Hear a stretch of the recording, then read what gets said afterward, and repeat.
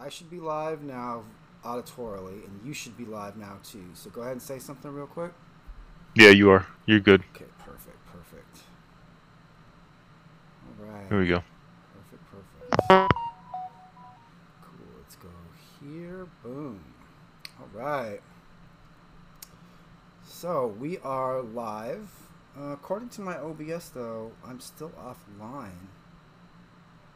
No, So, you're on. I'm watching your stream. You're fine. okay, good. My shit is so scuffed. Let me do this really quick. All right. So,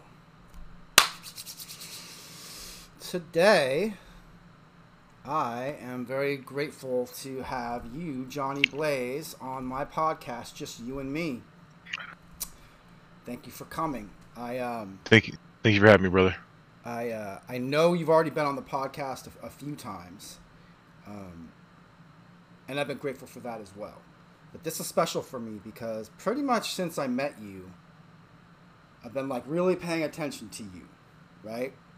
And the things that you've been saying, which are real, right? Like a lot of people can talk a lot of smack, can talk a lot of game. But as I've been watching you, as soon as I became aware of you, I was like, okay, this person's legit, right? This person's on a path, and it's a path that I personally take like super seriously and super personal. So I became very invested in trying to like talk to you more about this, because from my perspective, what we're going to be talking about is something that I would say is like a rising spirit in culture right now, and it's very powerful.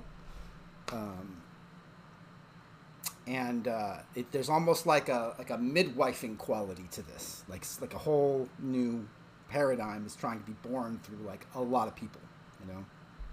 That's right. Um, before we like jump into talking like deep and hopefully we will go deep. Before I go into that, I just want to just point out to anybody who's watching. I can't even see if anybody's watching right now. Yeah, there's a few people. Okay, cool. So up on the, let's see, am I pointing correctly? Upper left-hand side of my screen is the American Foundation for Suicide Prevention number. And then there's some websites for mental health treatment. This is part of a campaign that some streamers, Taxis, Native Bunny, and some other folks are all doing to try to raise awareness for suicide prevention, which I believe, if I'm not mistaken, is totally related to a lot of the stuff that we're going to talk about today. I wasn't able to get any kind of like donation thing set up. I actually don't know how to do that. So what we're doing is we're just bringing the spirit of suicide prevention into the podcast itself. And there's, there's some resources right there. Before, wow, I really cannot see what's going on my stream. It's just wild and wacky.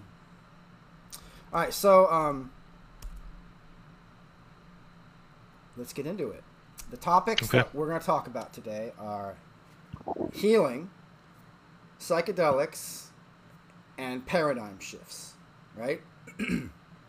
And before we jump into those topics proper, I wanted to invite you to not only talk about your experience, but also to ask me and press me about my experience too.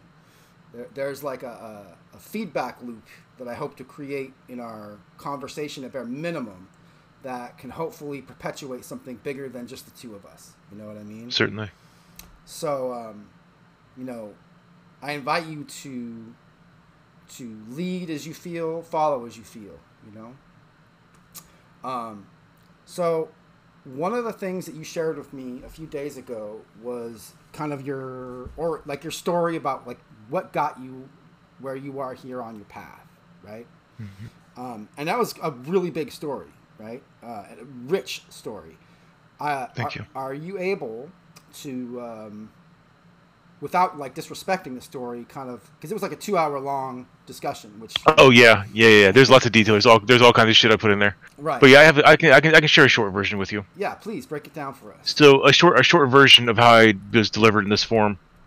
In 2018, I had undiagnosed. I was heretofore undiagnosed with bipolar 1 and PTSD.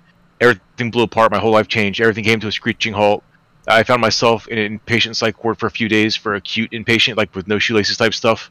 Then a few weeks later, and I don't mean that jokingly, I'm talking about seriously, like no shoelaces, special socks type shit. An actual fucking psych ward. And so then a few weeks later, I found myself in a 3-month-long PTSD program where I'm now diagnosed with PTSD and bipolar 1. I'm on like 7 different meds and shit. I'm going through it now, right? I come out of the unit and there was adjustments to my medications that put me in a really dark place. And after some period of time of being suicidal, and I mean severely on edge all the time, just ready to go at a moment's notice, I didn't want to be here anymore. And I was like this for the period of like 1.5 years.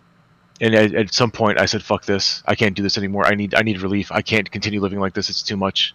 This is just too much emotional pain to be in all the time. And there was no reason for it. I didn't understand why I was suffering the way I was. And so then I started looking to, I looked into psychedelics for relief from my depressive symptoms.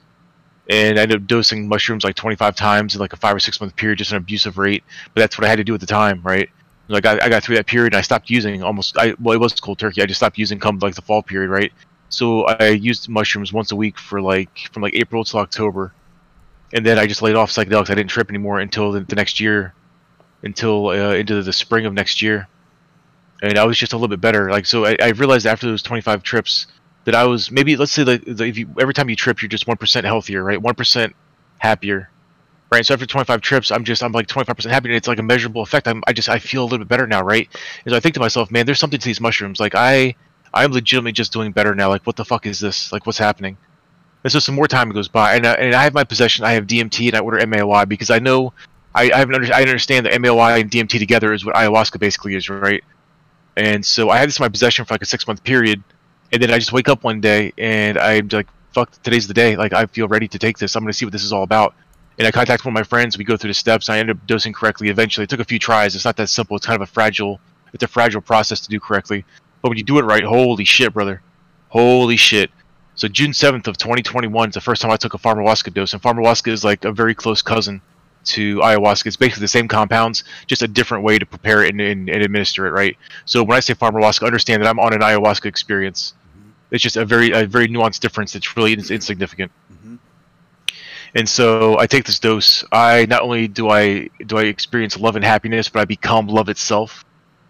And this trip set me on this journey that I'm on now. That trip changed everything for me. It was the most transformative experience, and it wasn't even a large dose. It was a relatively light dose. I'm about 100 kilograms, and I took 60 milligrams, so that's 0.6 milligrams per kilo of body weight, and that's not a heavy dose of this substance. That's a moderate dose, and it put me in contact with an energy I didn't know was possible. It's the type of shit you only hear stories about, man, and it changed everything for me. That energy, like it's not just the eternal love energy that I was able to contact on this substance, on this pharmahuasca dose, but it was healing. It was deep healing. Like in those moments when I was peaking, like I didn't know what I was doing. I was looking for relief from my depressive symptoms. I didn't understand the power of the psychedelic that I was playing with. I didn't understand what I was getting myself into. I stood there in the shower and I was staring at my hands in disbelief that something could be this fucking magnificent, that something could be this beautiful. And there was tears running out of my eyes, and I stood there staring at my hands, thinking to myself, this is what heroin addicts go to Peru for the ayahuasca ceremony. This is the healing energy they receive. Holy shit, this is real. Shit, give me a second. Take your time, brother.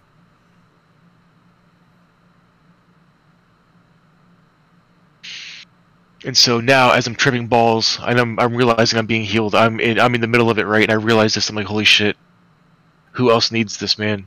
My friend Brent needs this. Oh my God, does he need this?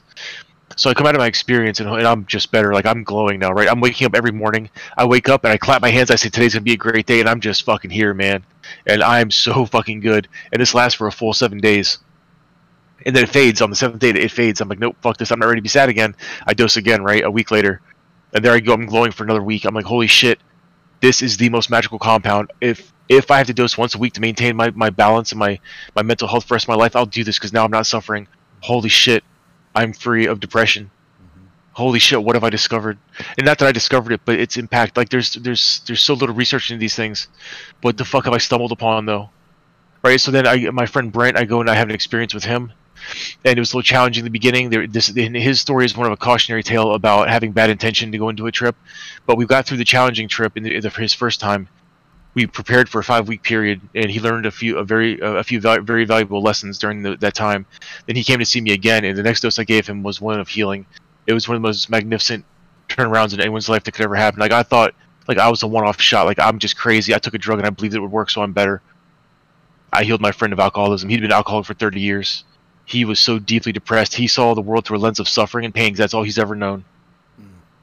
I gave him this dose and it changed his perspective on his entire existence, and now he's a being of love and light. And so once I learned that I could heal other people, and I've done that a few times now, and not many, I've only done it like 4 times. I've also guided a few other people on how to take the dose correctly in these things, and they've come back to reports with me like, this is one of the grandest experiences you can have. The love energy is so magnificent, it's so powerful, it's so powerful. And so now I know at least 7 lives I've touched with this substance, right? 7 lives I've directly healed and helped and touched with the substance, and they're better for it. And so through my great suffering, I was forged in a crucible of pain and suffering, great emotional and great physical pain. I've been through some terrible shit, and I don't want me to play the Pain Olympics, but I know that my journey's been a rough one.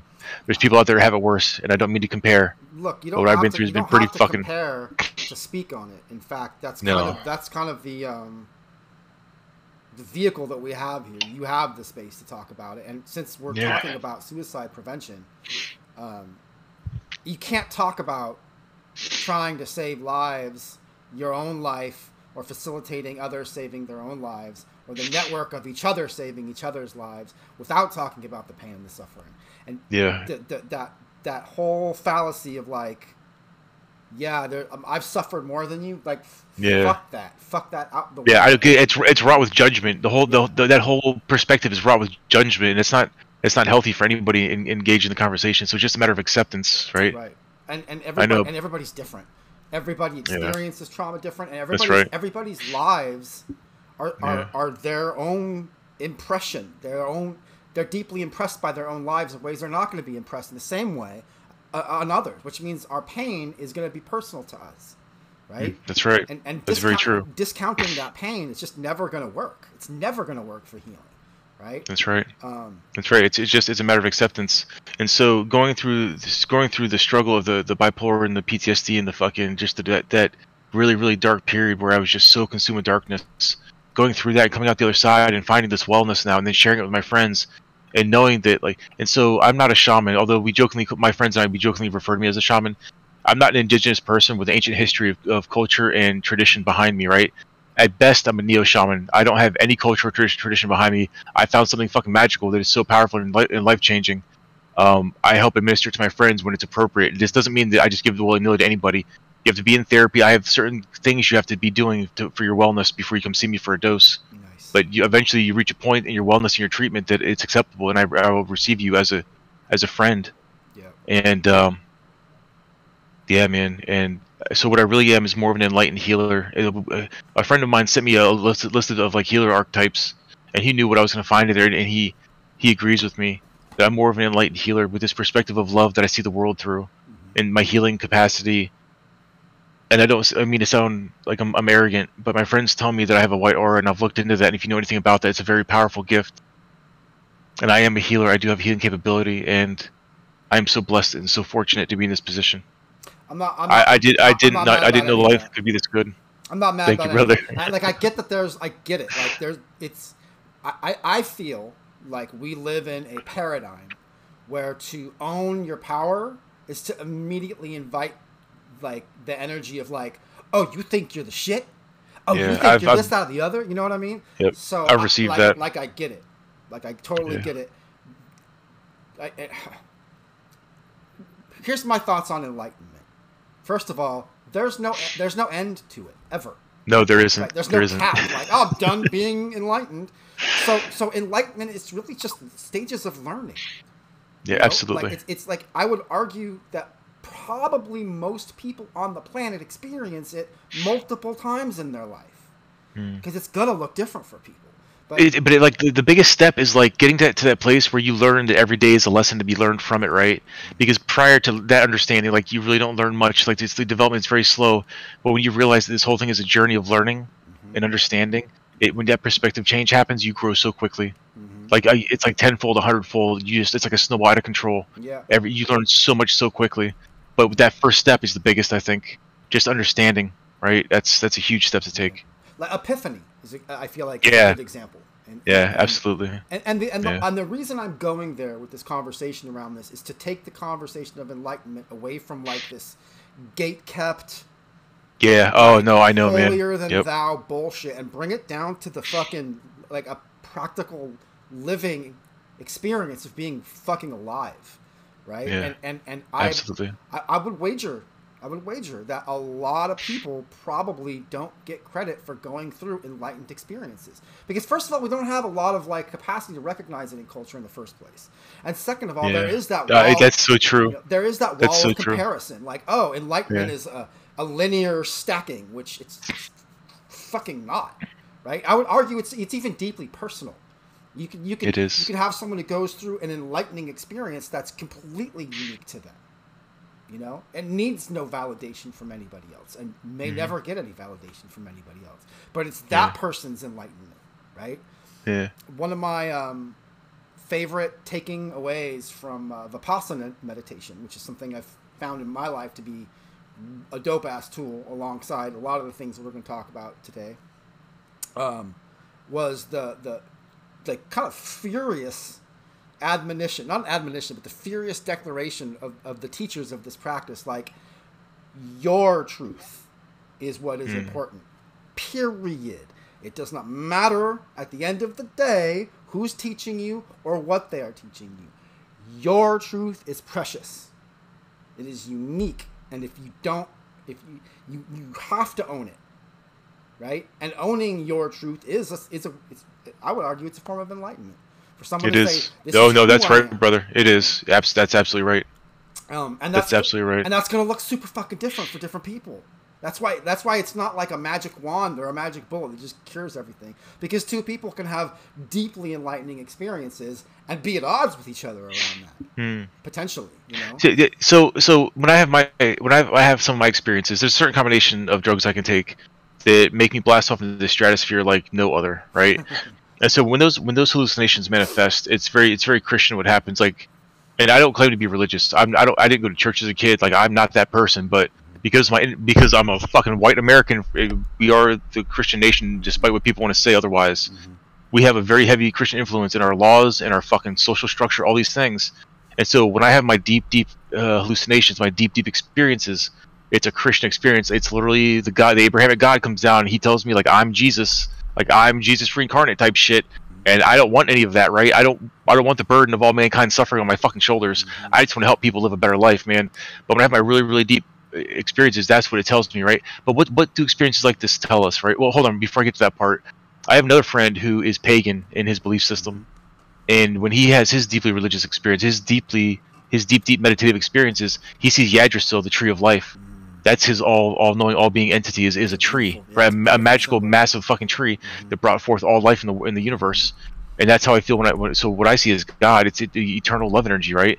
And but what we're both capable of doing, what the psychedelics are doing, are magnifying the love that's inside of us, right? And so we're able to achieve these grand states of consciousness, right? And it's a pure, beautiful thing, and there's no judgment. When he and I discuss them, I tell him my side, and he tells me his, and there's no conflict. We just accept each other. There's no judgment. We have different belief systems, and the way that manifests, it's the same. And what the psychedelics are telling us is that we are full of love. We are compassionate, loving creatures, and we have so much love in our heart that when it's magnified, we manifest as pure love. We experience pure love, right? And so that's what those experiences tell us, that we just have huge hearts, right? I don't think that I'm Jesus incarnate. He was a cool dude that lived like 2,000 years ago. And some people tell me I'm kind of doing shit kind of like him, man, but I'm not that motherfucker. I don't walk on water and do shit like that. I heal people with ancient medicine, and I love people easily. And the people that tell me, like, I know I don't have superpowers, right? But like, no, Johnny, you do, man. You love, like, your love energy is real, man. And that's so nice to hear from my friends, you know. That's such a nice compliment to receive. Yeah, it's good to get that reflection. And I would put forth for your consideration and the consideration of anybody that's listening, that like saint consciousness is the property of no one. Yeah. You know? Yeah. I personally would hope. First of all, I'm not a Christian, but I am super down with Christ consciousness. You know. Yeah, that's what we call my event, the Christ consciousness event. When like God came and told me I was like Christ incarnate and shit like that, and I was like, no, please, I don't want this, man. Yeah. I'm also super down with like Buddha consciousness, Shiva consciousness, Kali consciousness. Absolutely. You know, like absolutely. Divine consciousness is like the birthright of every single person on this planet. It is. And it is. And facilitating that in each other. I would go forth to say, and this is a bold ass claim. I think people people can get triggered when I say things like this, but we're gods, right? That doesn't mean we're on that path. We're on that spiritual path to achieve that state eventually. We're like everything, and you can kind of fit this into, I think, almost any paradigm, right? Like if God is everything, then we're God. So is our shit. Yeah. You know. So, but we're like baby adolescent gods that are on a journey to grow and to become these all-knowing, all-powerful beings or something like that, right? To eventually return to consciousness. And it's just a journey. It's a journey of learning and exploration. That's what we're here to do. But yeah, no, you're not wrong about that, man. Like, there's a lot of truth in what you're saying. So may I tete-a-tete and tell you, like, share with you my story? Absolutely. Like, hell yeah, brother. Here? Yeah, Okay, absolutely, yeah. So I grew up in a deeply oppressive, repressive, and abusive religious environment. Right? Oh, the hardcore right-wing family type stuff? Or just deeply religious? Not right-wing, just deeply religious? Deeply religious. So technically, if you like the science of politics, they're a right-wing religion. I'm not gonna speak on who they were in this podcast. Okay. For tactical reasons. Okay. Fair enough. Because there's people in the community that I'm connected to that are going to be listening to this, to which I don't want to move forth carrying tons of baggage. Okay. I want to move forth carrying new creativity in the face of multi-layered realities. Okay. Okay. So I was born into this culture and raised from birth. And so to my best knowledge, like, this was the truth, right?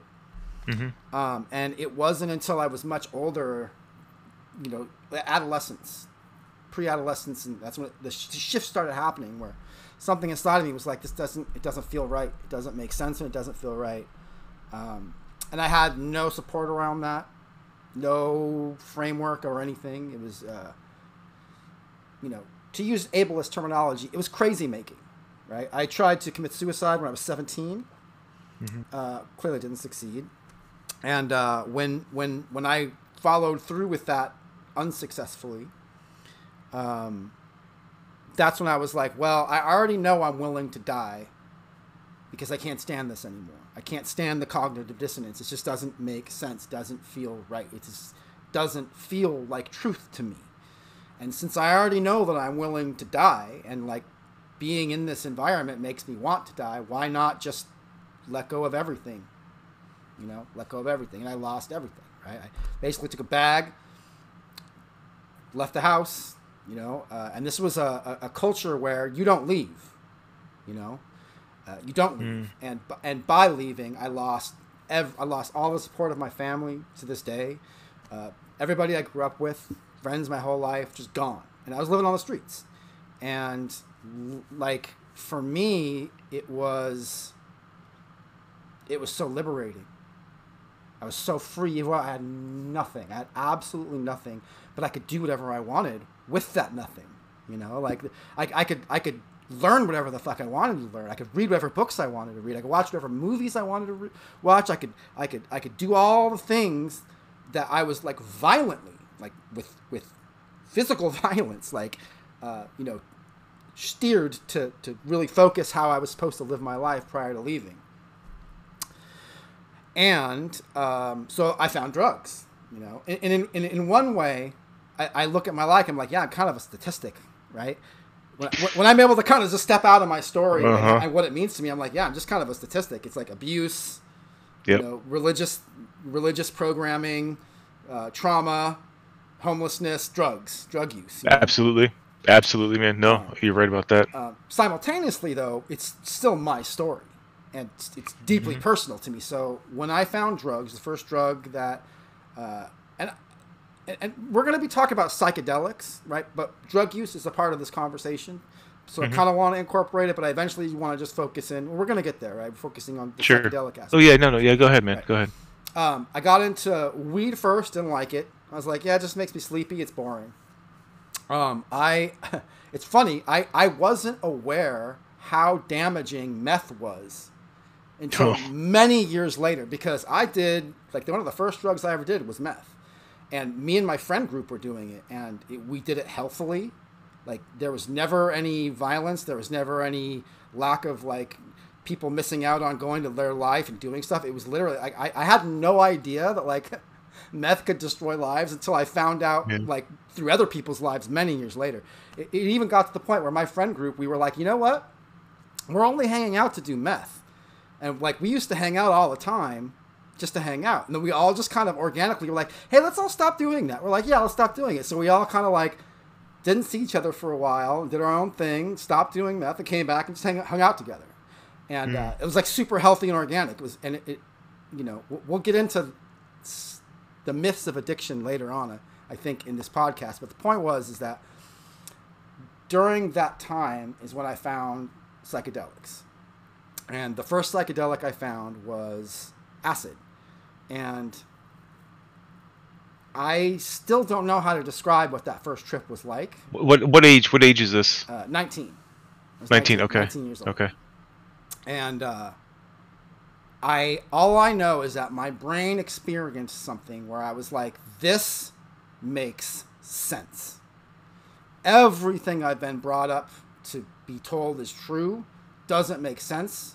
And the fact that I'm being told this is supposed to make sense makes me feel like I'm broken and I should just remove myself from reality for the benefit of others. Because reality doesn't make sense how it's been explained to me. When I did acid, I was like, I don't know why this makes sense, but this makes sense.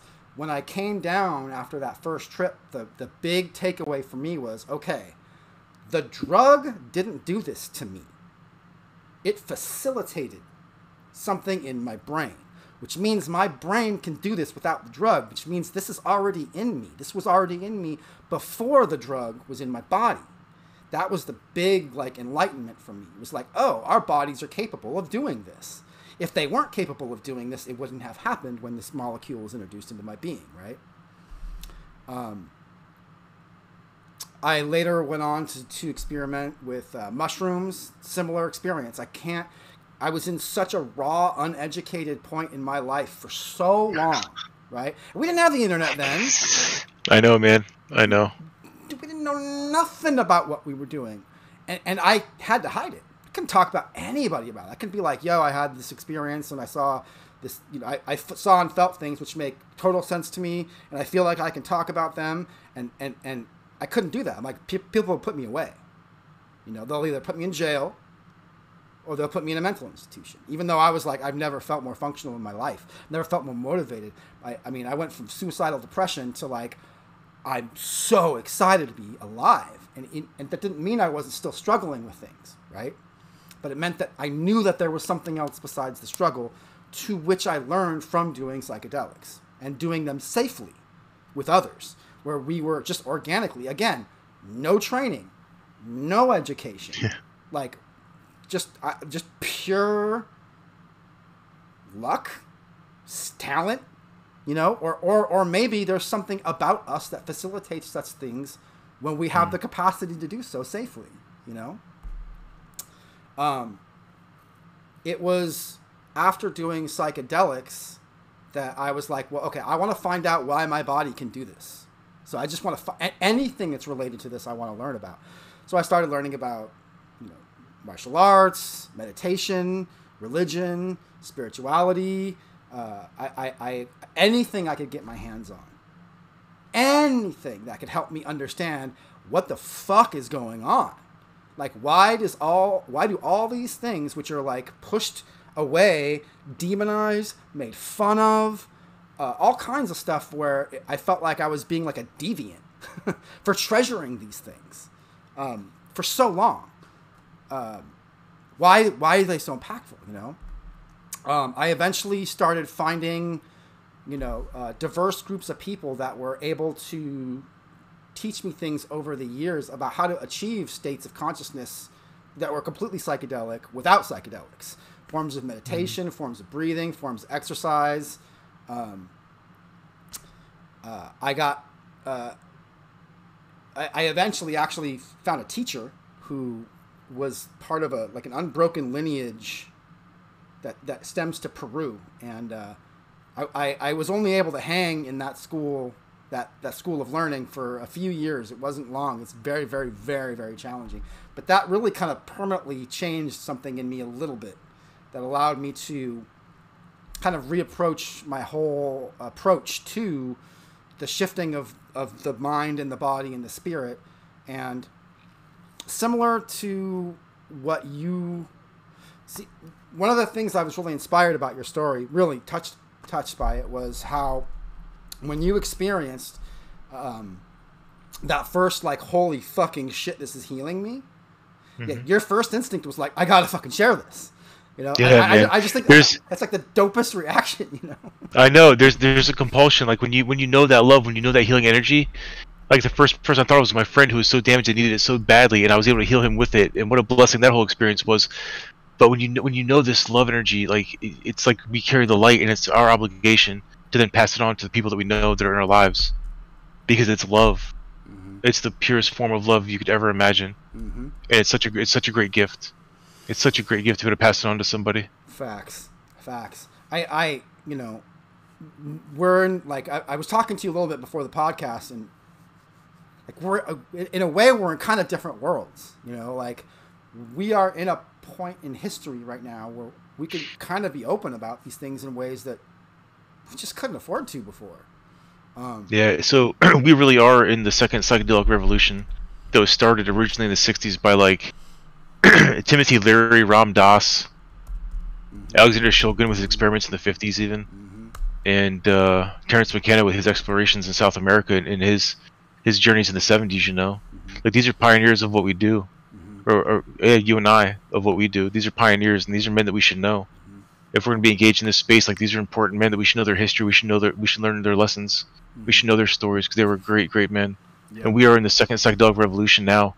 Not to get off topic, but I just invested in a company called Mind Bloom. Mind Bloom just got approved for their LSD analog or prodrug. They're using something like 1P LSD or something like that. They're using a modified version of LSD. They just got FDA approval to do human trials. This is such a huge step, homie. This is so fucking huge. The company's name is Mind Bloom. I bought them at about 95 cents. They're about $1.20 right now.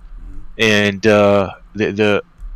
I don't know what this is going to do. This is very, very volatile, right? This is a penny stock, and so don't put money into it that you can't afford to lose, right? But this company has a bright future, man, because we know the outcome. If they do their trials correctly, and it's unabated by the government and their bullshit, there's going to be massive positive results in mental health care arena, and this company can really take off. I believe this. Yeah, it's definitely. But there are many companies that are trying to do things like this, and only select few are getting selected by the government to move forward with these clinical trials on humans and shit. And this is one of them. Yeah, like I said, it's. I feel like there is a spirit rising, and I feel like it's bigger than just psychedelics, but it is. Psychedelics are just like a cheat code for like meditation and spirituality. They help you get there much faster. Pretty much. Where you can spend 10 or 20 or 30 years studying to achieve these states, or you can just put a little bit of coaching, like the trip that you need, not the one that you want, learn to surrender, and all this other shit, like go judgment. Those quick lessons, take a psychedelic, and boom, holy shit, this is what they were talking about. Wow, right? And it's a cheat code for all that fucking work. It really is. There's also absolutely something to be said about the jump start, is what I like to call it, right? Yeah. For me, like I said, when I first experienced psychedelics for the very first time, my experience literally was I had no idea my brain was capable of doing these things, right? It took me, you might be able to relate to this, but have you ever had the feeling when you're doing trips where it's just like you trip and then, you go about your life, then sometime later you do another trip. Could be a month or could be a year, could be weeks, it doesn't matter. The point is, it feels like you picked up where you left off, right? You ever feel that? It's sort of. The last few have been like that. In the beginning, they were like standalone lessons that were silos. But as I've learned the lessons, it's more of like a maintenance experience. Like I go in, I force all the thought out, and I just bask in that glow of love. And so I don't. So every experience I've had for like my last like 4 experiences, it's just been a continuation of that. Right. Where I'm able to achieve not perfect meditation because thoughts still come to my mind, but I don't judge them or engage with them. I let them flow out, and I cry tears of joy. Like no shit. If I go in the shower, I'll meditate for like 5 straight hours, and I'll just cry for 5 hours in the shower. No shit, and I come out of my experience, and I'm just better. Right, and when I cry, it's not like I'm crying about sad shit. I'm so happy and so full of euphoria. It just comes out as tears. Yeah. It's like I'm an ugly face crying, like I'm bawling my eyes out. There's just tears just steadily streaming out of my eyes, and I'm just basking in love, man, the whole time, you know. Yeah, I totally get it. So are there continuations? Yeah, man, I've achieved that, and it's not just like a continuation of the last trip, and every trip is just one of love. Yeah. Yeah. For me, a poignant part. So when I first started tripping, there was things that I was like, I don't understand what I'm experiencing. And I'm not sure if it's just noise or if there's something to it, but I'm just going to be present. But my point is this: it was only after years and years and years of like personally studying the shit. Like for me, it was a self-study, a study of the process, where I was like, oh, it was never noise. Nothing was ever noise, ever. It was all was related to some aspect of self, right? And that's I'm not really going anywhere with that. It was something that I wanted to put out there as part of like, kind of telling my story, because, I'm at the point now where these conversations are not about strictly psychedelics. Psychedelics are a component because we're talking about healing. That's what we're getting into. We're kind of going into our topics. We're talking about healing. To finish a bit of my story, though, in like an underground capacity, I've been facilitating the dosing of people with psychedelics my whole fucking life. And I've been close to people that have been doing that for years and years. Not my whole fucking life. That was an exaggeration. Pretty much since I discovered psychedelics, I had this similar experience where I was like, I have to share this. I have to share it. And this is like dangerous work, right? Like super dangerous. Like sharing this is dangerous because I might be attacked by the cops. I might be attacked by somebody who's not a cop, but they have some weird idea about what's going on. And so it's been hard and difficult work, right? And the culmination of that led to me, over the years, I eventually got arrested for moving marijuana. It wasn't psychedelics, but it was moving marijuana. And I lost everything, like, again, right? It was like, and it happened like not too far after my Saturn return, if you play into such things, you focus on such things, which is supposed to be like your second adolescence, right? And I lost everything. I lost all my money. I lost all my work. I lost my access to my son. I lost, access to my community over a period of time. I lost literally everything again. And I'm at the point now where I don't really have any interest in much else. I don't really have anything left other than the focus on what we're talking about. That's why this podcast for me, actually pretty much anything that I have the capacity to summon any kind of energy and strength around is going to be focused on this. It's literally the only thing I want to do for the rest of my life. Me too, brother. Like, I've never known more joy than to heal somebody. I've never been happier in the capacity that I serve now. Being in the service of others is the greatest thing I've ever experienced in my fucking life, and I want nothing more in this existence than to serve mankind in healing their trauma. 100%. I want nothing more. 100%. Service is like the name, like that. That's it for me as well. Service. So I feel like this slides into like the first big topic of healing trauma. Healing and healing trauma. Yeah, absolutely. So, unless I'm mistaken, we both had some experience doing like the work around this and facilitating this work with others, right? One thing I wanted to bounce the ball and toss your way for consideration is when we're doing this work for others, we're not healing them. No. They're healing them. Oh, that's absolutely right. Oh no, yeah. So my role in all this, my role in healing these traumas is to love you while you trip sack. It's the psychedelics that do the heavy lifting. I'm here to hold your hand to let you know it's okay if you start freaking out or whatever. I'm here to guide you gently on meditations, to get you to focus on your breathing, to go deeper, right? To go deeper in a gentle way, to have nice, peaceful music, to hold a space of love and compassion, understanding, and no judgment, right? So my friend Brent, who I talk about with some frequency, on the come up. So the come up is like the first like hour after you take the psychedelic, right?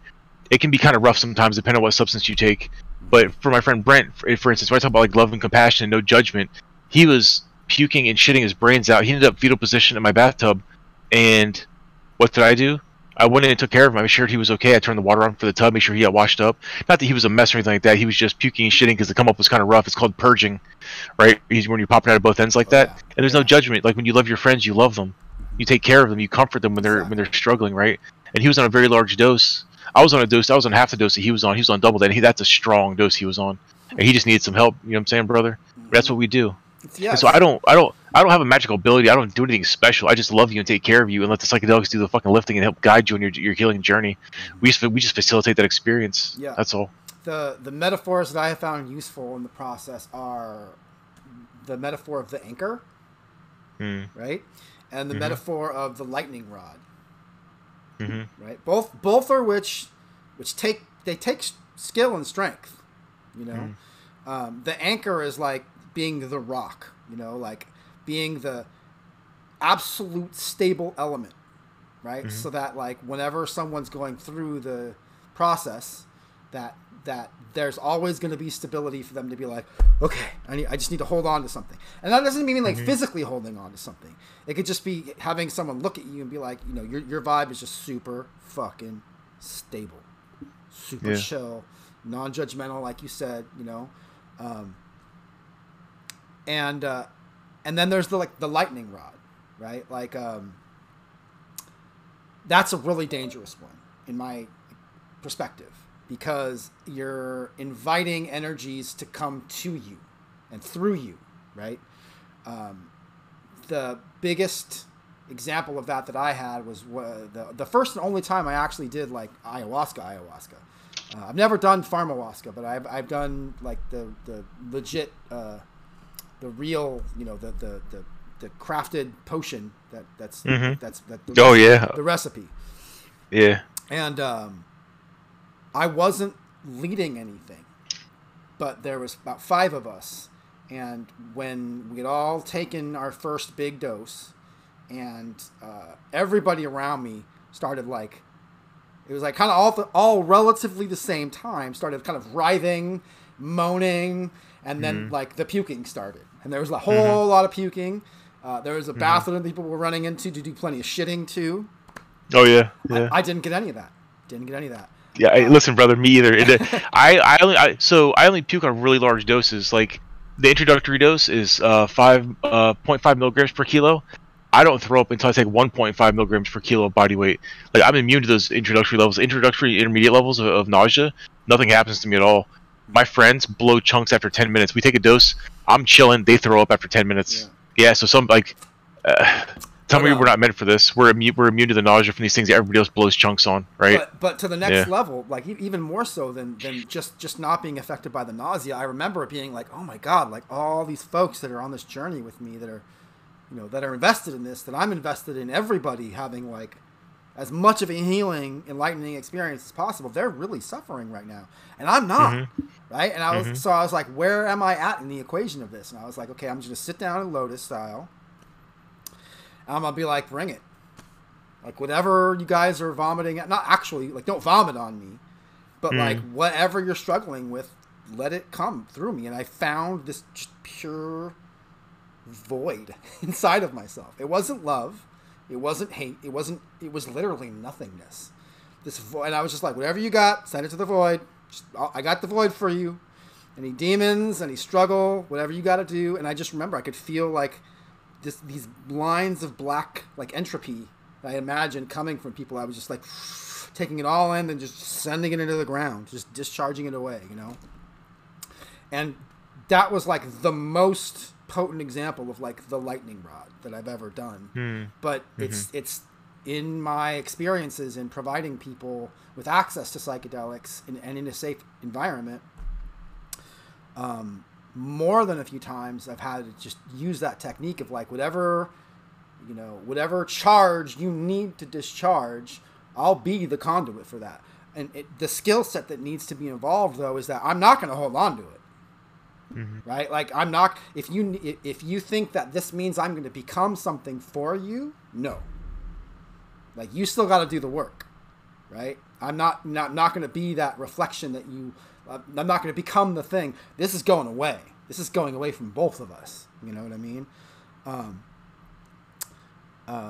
Yeah. So, but also, you know, the loving part around healing, to me, I can't bring that to people personally, because I don't know what it's going to look like to them. For me, the loving work that is part of the work for me of healing is for me to be able to be like, to heal myself, so that I can just be super chill, as chill as I fucking can, and super stable for others to facilitate their loving of and healing of themselves in the work around psychedelics. You know what I mean? Yeah. I understand. But I would put forth, and I mean, tell me, I would wager you would agree with me, this extends far beyond just psychedelics. Like, for instance, if someone came into your life right now and they're like, I don't have a lot of time, but I just need to talk to you about some trauma I'm going through, you're not going to be like, oh, sorry, I need to dose you, or I can't be there for you. Like, that's not going to happen. You're going to be like, all right. So like the whole healing process, it starts with therapy, right?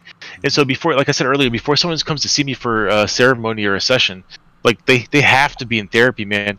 They have to have identified the traumas and be working towards resolution of those traumas. Because if you just come to me and you have a bunch of buried trauma inside you, you're going to have an experience like my friend Brent did the first time he dosed with me, because he went in with bad intention. He went in demanding euphoria and fucking magnificence, and he was served up with a hyper slap and cried for 6 hours instead, right? Fuck. So if you don't have the correct understanding, if you go in with bad intention, bad things are going to happen. If you withhold things, if you lie through omission, if you lie to your therapist by not telling them all the shit that's fucking you up, if you keep all that shit inside and you take a dose, it's gonna come up. Like, you can't hide shit from yourself, and psychedelics bring out all the shit from your shadow. Exactly. But Carl Jung discusses the shadow, all these negative aspects, all this bad shit that's happened to you. It all comes to the surface. So if you lie to your therapist, you're lying to yourself, you're lying to fucking me, you're gonna get fucked up. Like, this trip will fucking, you'll cry your fucking eyes out. You'll cry so fucking hard you want to die. You'll understand suicide potentially. Like, it'll get dark and fucking empty, and it will fucking hurt, right? So when I say, are you in therapy? When I ask if someone is in therapy, and they say yes, we talk about what they discuss in therapy. I then become like a pseudo-therapist and start fucking going through some shit with them to make sure they really understand what the fuck they're dealing with. Because if they don't, there's nothing I can do for them. Mm-hmm. I can't just give you a drug and make you better. You have to understand the struggle that you're in to find resolution with it. Mm-hmm. It's just like you said earlier, like, it's your own individualized journey, right? Mm-hmm. You have to find your own truth. You have to find a way to be at peace with your past. Because that's where all the trauma is in your past. You have to learn to be at peace with that shit, man. That's how you get well. That's what the healing of trauma is, man. Mm-hmm. Being at peace with your past and not letting it fuck you up anymore. Mm-hmm. Putting that shit away and saying, no more. I'm not going to let you be in control of my life and dictate how I live my life. Because that's what we suffer from. We suffer from these things that have happened to us, right? It's attachment to certain things, ideas, beliefs, and shit that they're fucking violated or fucking fucked up somehow. And eventually we learn to see the world through a lens of this toxic lens of like suffering and like this unfair shit that keeps happening to us, but it's self-inflicted, it's self-imposed. And once you take the dose and you have the perspective shift, that all goes away. But it has to be your own truth. It has to come from it. I can't tell you, do these things and you're going to live a better life. You have to go in the experience, realize it for yourself, and be like, oh, fuck. Like my friend Steve from South Korea, it's okay to be happy, because his feelings of happiness and joy were invalidated his entire life. I couldn't tell him that.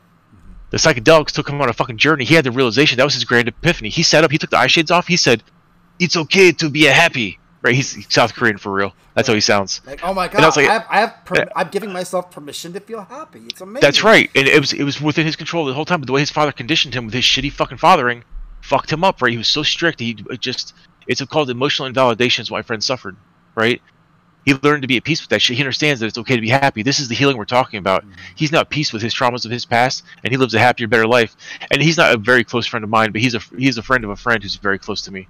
Right. And what he tells me, my friend Peter, he tells me, you know, every time Steve talks about you, he brings up the experience. He talks about how much he loves you, how much you've changed his life for the better. What a beautiful compliment. What a beautiful, beautiful compliment to have affected somebody's life so positively. They speak so highly of you at all. Every time they bring you up, they speak so highly of you, right? A beautiful compliment. It is. Right? It is. It is good. Thank you for doing that work, you know.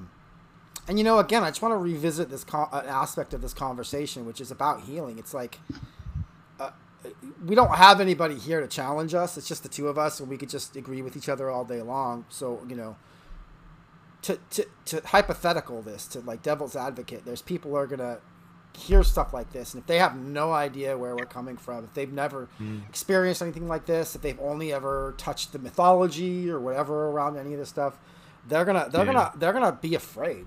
They're gonna be angry. Even they're gonna be like, these delusional motherfuckers. I know, man. I know. And I'm literally insane. I have paperwork on me. Man, I've got bipolar 1 and PTSD. I'm crazy. And the shit that comes out of my mouth, sometimes I preface it by saying, listen, I know I'm insane and I sound insane right now, but please believe me when I tell you what I'm telling you is the truth. Yeah. Right? It's the truth as I understand it. It's the truth as I perceive it and understand it, truly. I mean, you're preaching to the choir here. I mean, while we're talking about healing, we can talk about... But okay, so you're asking a question about playing devil's advocate about the other side of this, right? I have friends who trust and believe in me, and they hesitate even to go on the psychedelic journey because it's intimidating. It's a lot to ask of somebody. It shouldn't be done with a light heart. Like, oh, haha, I'm gonna go do drugs. Dude, it gets serious. Like, the emotional burden that may come up is so fucking immense. I can't even begin to describe the shit you might have to go through. Yeah. Right? Yeah. So that's why I make sure that everybody who comes to see me is prepared. Like, they understand fully this ride. I pull no punches. I lay the whole fucking thing out there. I tell them exactly what the potentials could happen, right? I want them to be as informed as possible so they can make their own decision about their bodies and their experience. Yeah. And I just recently had one. I had a friend of mine supposed to come see me next week. She just backed out. Something came up in her family. Now, did something actually come up in the family, or does she have reservations where she doesn't want to come because of whatever fears that she has about the ceremony, the experience, right?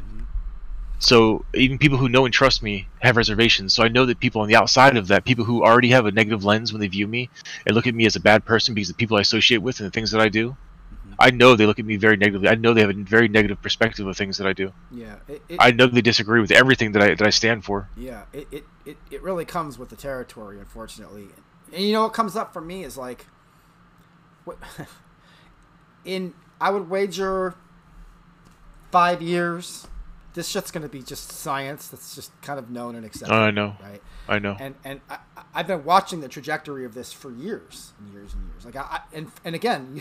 You know, I came from a place of like no education, and then all of a sudden, like the internet happened, and I could do research around. Well, you know, I'm not a scientist, but like I could read about things and learn about things around this to degrees that I never could before. And I just remember having these strong convictions years and years, decades ago, like marijuana, psychedelics are gonna sweep across our culture. And it's going to be like a whole dynamic change that's going to happen. And as that happens, people are going to understand how powerful and healing this shit is. And simultaneously, there's going to be people that are absolutely enraged by it. I know. Oh, I know. They're going to be like, this needs to stop. We need to burn this shit to the ground, you know? But it's inevitable that, like, the science is going to win. It's going to win because it's already, I mean, the studies are already showing it's indisputable. Things like psilocybin cure alcoholism, they cure PTSD. I know. You know, psychedelics, cannabinoids, or cannabis in general their science is showing it's beneficial. And the science and the scientists who are bringing the actual knowledge of like, yeah, this shit's beneficial, and you still need to know how to approach this safely with education, with responsibility and awareness. It's like, it's a very robust science, you know. That's right. That's exactly right. It's a fully, what's the word? Like a fully encompassing, holistic. A holistic program that addresses all aspects of well-being. So the wellness center I want to establish, I'm about 8 years away from doing this, I think. It depends on legislation and like how much wealth I have at that time. I'm continuing to grow my wealth, specifically to buy a multi-million-dollar wellness center, right? I'm going to have permanent staff on site. We're going to have like nutritionists, massage therapists, personal trainers, trip sitters, me, right? We're all going to be there in service of our clients, right? And our clients are going to come specifically for a pharmacological experience to know wellness. They're going to eat clean. They're going to do yoga. They're going to meditate. They're going to have a beautiful experience, or maybe 2 or 3 or 4 in a week. And we're going to, when we send them back into the world, they're going to be beings of light and love. They're going to understand this new perspective that I talk about. They're going to understand that they're going to understand that every time they interact with a person in the world, if they use love and compassion as their guiding principles, they will make the world a better place on an individual level. And that's a very real thing, because that's a ripple effect that cascades through all of humanity. Everywhere they go, they will be better. They will treat the world better. And that's how we're going to heal the entire planet. At some point, there's going to be enough people who have access to psychedelics and have these experiences where there's going to be a paradigm shift in society, where instead of like the suffering that we're inflicting on each other through free will, just the mean and harshness and the abuses, the generational traumas that we inflict on each other, we're going to reach this critical mass point in society where there's so many people who think like you and I do, Jeet, that the traumas will end, the abuses will just end, society will be different, we'll enter into a golden age of humanity, and it'll be unlike anything we've ever experienced before, because the suffering simply won't exist. People will use love and compassion in all things. Children won't be raised with a stern fist and a belt. They'll be raised with fucking hugs and shit. Wars won't happen anymore. I'm talking about utopia, and I'm talking about actual fucking utopia, right? I sound like a crazy fucking hippie from the '60s, but this is their message. Yeah, you're not. This is what they were talking about. They were right.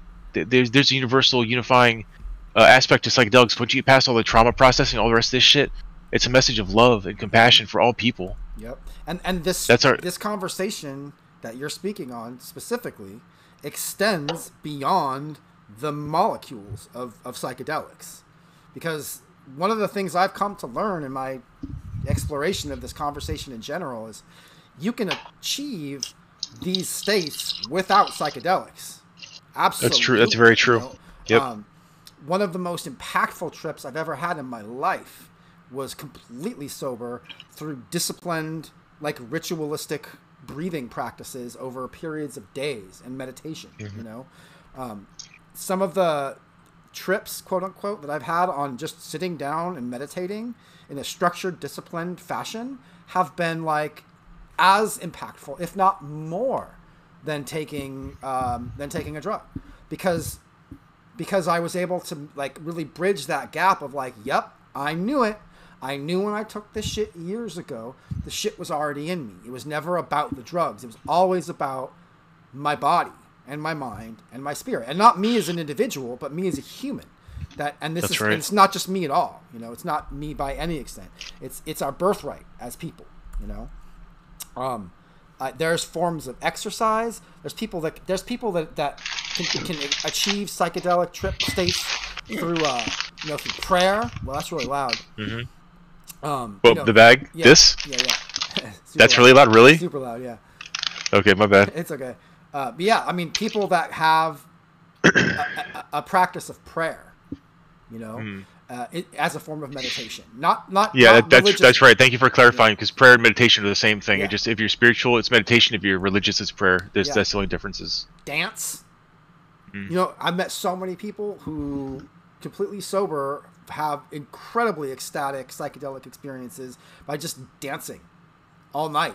You know, like because they love to dance. It's a somatic experience. That massage, sex, you know, like even study for some people that are super invested in something that they're hyper passionate about and they study. You can achieve trip-like states. It's not as colorful and flashy. It doesn't have the same amount of like almost synesthesia that a lot of psychedelics can bring. My point is that this conversation, it's easy for a lot of mythology to try to cram this conversation into one that's just about psychedelics, the drugs. And the goal of speaking on this is to actually expand it beyond that, to show that, like, look, this doesn't delegitimize the drugs, nor does the drugs delegitimize these things. They're part of a human experience that is about transcending our limitations of our understanding of our own existence and our consciousness. And at the end of the fucking day, I think you spoke to the root. It is fucking love and compassion. Absolutely. That's right. Like, I just had an experience, you know, I'm 5 weeks, about a little over 5 weeks, sober from quitting smoking cigarettes and smoking weed. I've been smoking those for years and years and years and years. And I was having like horrible depression the last couple of weeks. Extreme depression. Yeah. Aspects of chronic suicidal ideation that I have not experienced in years because I've been using cigarettes and cannabis combined to try and basically stabilize my moods, to stabilize the experience best I can. Well, I took those away cold turkey, so that shit all came back. And all things change. So the place I'm in right now will change. New challenges will come. But as of like today, I had this experience of just like release of sobbing out whatever was getting built up, right? Just allowing the things to move, whatever that trauma was, which is some of it's based on old past stuff for sure. Some of it's stuff and things that are just going on in my environment right now around me, the people I love that are suffering deeply. And they're suffering in ways that are not self-inflicted. Some of them are, some of them aren't. Some of them are just societal shit that they just are stuck in, you know? But I remember this morning, you know, like when I was able to reach this, when the state of like catharsis happened, when I was able to cry all this pain and suffering out, immediately underneath it was like a polluted spring followed by like spring water, you know, where it was just tears of love and compassion, which was always underneath it in the first place, you know? And again, all I want to do is share it, right? And this is totally sober. This is like a totally sober experience. But, you know, today even, and because my life is dedicated to this, because I've been doing this work on myself and I'm invested in talking to others that are doing this work, this is just my default state now. When I reach the state of like love, it's psychedelic. Like today I was like, oh my God, I'm so full of love. I don't even know how to describe it. I feel like if I try to talk about it, people will think I'm a crazy person. But I can feel the love in between the molecules in everything right now. Like what the fuck even is that? You know? Because it's always around us. It's forever accessible. It's always around us, man. Yeah. We lose that connection. It gets drowned out and shit. And what's really fucked up, what I recently experienced, I had a couple of drinks, couple like a week ago or something like that, a couple of days or a week ago. And I was like 3 drinks in. I had a little bit of buzz going, and we were bullshitting. I took a moment to practice some mindfulness, just give thanks for the good time I was having with my friends on Discord. I closed my eyes, I went to meditate, and I felt nothing. I was just fucking numb, dude. And I was like, you know what? This is bullshit. The drunken state, the alcohol itself isn't worth losing the connection over. I'd rather close my eyes and be able to meditate and get tears of joy than to feel just fucking drunk and inebriated. And so, like, I mean, I'm going to drink, right? It's okay sometimes, but like, just based on that feeling, I'm going to be drinking a lot less than what, and I don't really drink that much to begin with, but I don't like losing that connection. It only lasts for that period of drunkenness, right? So when you sober up, it comes back, but I don't like not having the connection. I don't like the feeling of alcohol. Not anymore. It's fun. Don't get me wrong. It's still fun, but I don't like losing the connection. Yeah, there's a price for damn sure. It's interesting that you said that because, you know, we've been talking a lot about psychedelics, and I've used a lot of psychedelics, and I've helped a lot of people use psychedelics in my life.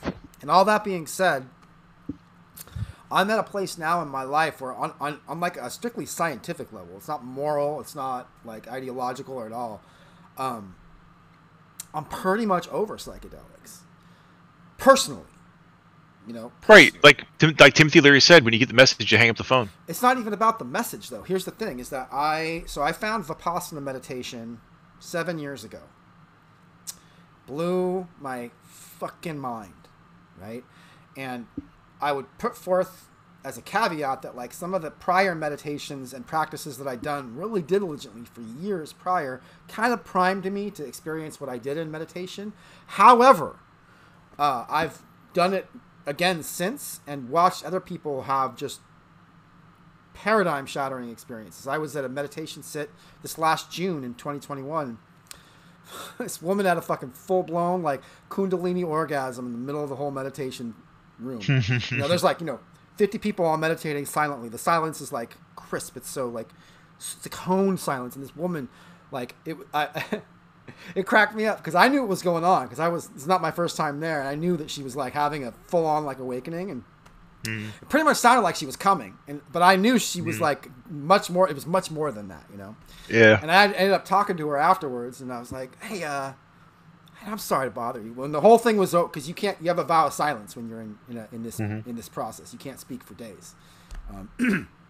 So when you're allowed to... Oh, it's a silent retreat. I've heard of these. Yeah. So, I mean, you have to take a lot of vows. There's multiple. But Right. but the point was I couldn't talk to her. None of us could talk to each other until you finish it at the end of the thing. And then the vows are lifted and you can do all kinds of stuff.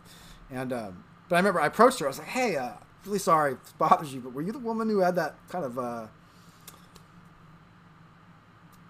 joyous or that loud emergence in the one day? And she's like, yeah, that was me. She's all shy. I was like, wow, I just gotta tell you, like, so grateful I heard that. Like, that is a sound that is now like forever carried in this like treasure box for the rest of my fucking life. And she was like, really? I was like, yeah. I was like, there's no sound like it. There's no sound like it. That moment where someone goes from here to here on a visceral level and they can't even contain the love. It erupts from them, And I was like, it's a gift that you gave me. I don't know how anybody else felt about it. She's like, well, it's interesting that you said that, because one person, they came up to me and they were like, oh, they were comparing themselves to me. Like, oh, I'm not a good meditator. That person's a good meditator. I didn't have some full-blown da-da-da-da-da, and that's how that person interpreted it. And then like another person came up to her and was like, I was really mad because I was like, you're supposed to be being quiet and I'm trying to meditate. That's how that person experienced. Everybody experienced. I took it as like a point of joy. I was like, yeah, baby, you did it. You got there. But my point is this, is that in discovering for myself what Vipassana meditation is, it's like, it's when I'm able to do it, and I haven't been able to do it since I quit smoking. So I'm having to, like, I'm in like a new body basically, but it involves incredibly disciplined body scans that literally go all the way down to like inside your bones. Like, I mean, when I was doing it really diligently, there would be points where I would like spend an hour scanning from one vertebrae up to the next, and every time I'd scan through one vertebrae, it pulse out to like my nervous system, and it really intense shit in a good way. And then I've since then gotten my hands on some psychedelics and seeing how that's affected my meditation. What ends up happening is that as I'm doing the scans, the psychedelic process wants to go into the information I'm getting and turn it into all kinds of stuff that it's not. And that's just, I don't know if other people experience that, but when I say it's not, it'll be like, oh, okay, I'm scanning this vertebrae slowly, and that's causing all these psychedelic thoughts to emerge. And I don't need that. In fact, it's actually getting in the way, because the goal is to not have thoughts. The goal is to achieve just pure sensation, thoughtless sensation. So I'm at the point now where I'm like, okay, I need to put the psychedelics down from my body and just focus entirely on like this practice of self-aware sensation feedback loop kind of thing.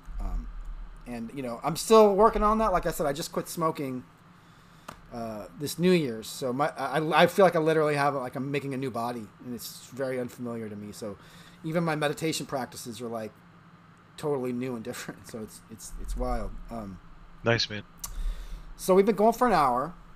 We the topics for the podcast were healing trauma, psychedelics, and paradigm shifts. And I feel like we talked a little bit about paradigm shifts, but I want to go into it even more, right?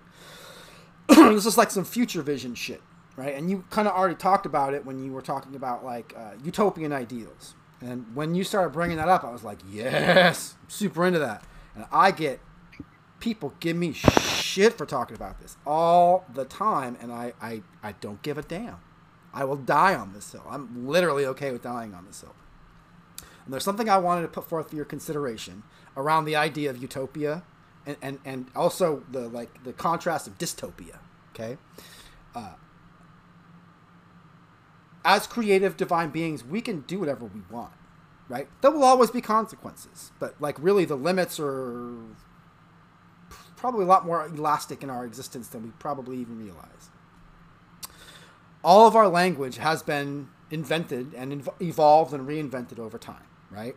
So one of the things I've noticed in talking about utopian ideals is there's almost a religious resistance to it, right? It's certainly not a critical resistance. It's not a critical thinking. And I was looking up the definitions of utopia and dystopia recently.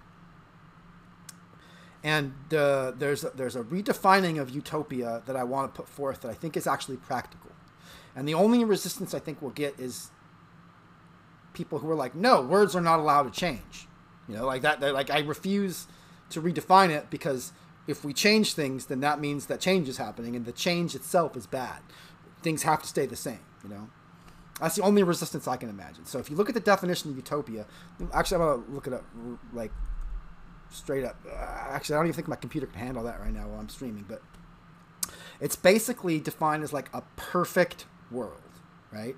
And I think that really does disservice to the legitimate impacts and outcomes that you were just speaking on earlier when you were talking about, like, how choosing to, like, not perpetuate trauma can dramatically change reality, you know?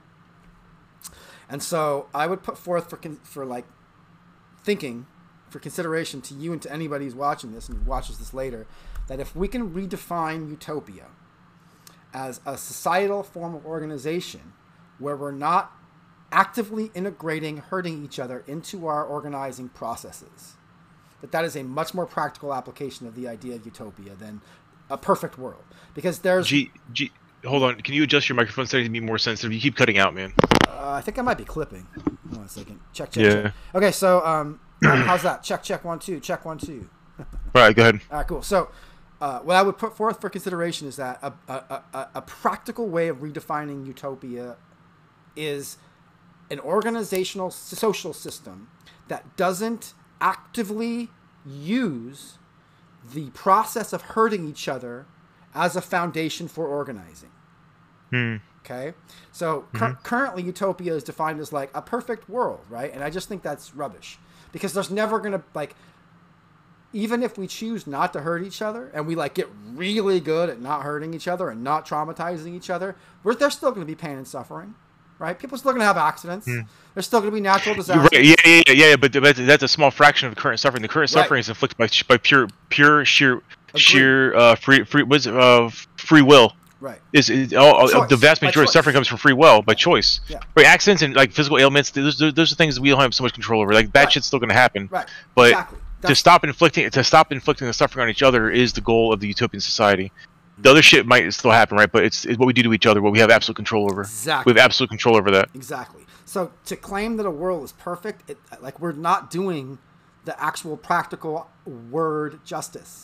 It becomes a religious ideal rather than, like, a scientific ideal. Like, what would happen if we organized as a people in ways that didn't actively hurt each other? And in order to do that, we have to map where we're actively hurting each other.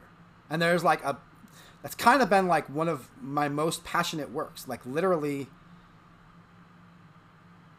the driving question in my life for most of my life is, why the fuck is everybody hurting each other all the time? Why are because of the lens they see the world through, because of the lessons they've learned, because of generational trauma, because the ways they were treated by their parents. I think, because just, like, think about your childhood, like, all the things that happened in your childhood, you thought it was normal. You're just a kid. Like, you just think everybody goes through the same shit you're going through. You have no idea. You don't have the gift of, like, perspective and shit. You don't know that things are different, right?